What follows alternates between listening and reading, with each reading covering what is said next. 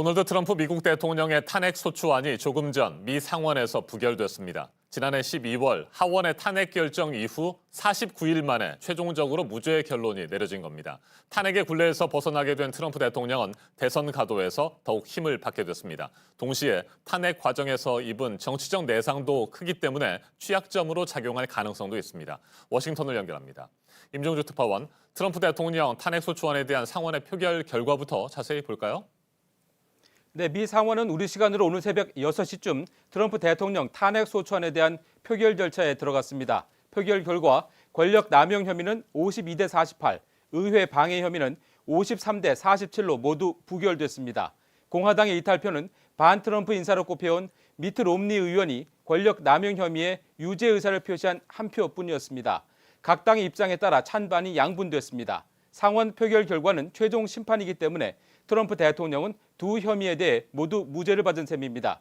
지난해 12월 하원의 탄핵안 가결 이후 49일 만입니다. 또 우크라이나 의혹에 대한 하원의 탄핵 조사 착수 이후 넉 달여 만에 탄핵 정국은 마침표를 찍게 됐습니다. 네, 오늘 부결은 사실상 이미 어느 정도 예상됐던 것 아니겠습니까?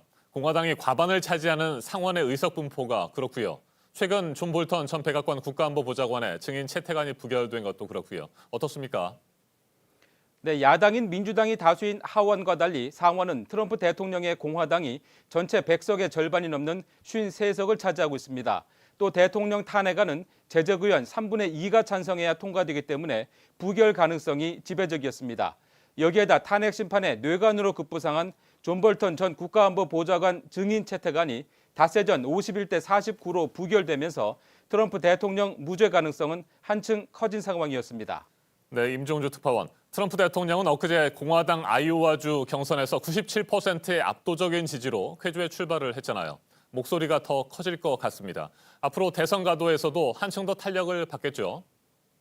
네, 그렇습니다. 당장 민주당의 아이오와 경선 개표 지연 사태를 겨냥해서 완전한 재앙이며 엉망진창이라고 목소리를 높였습니다.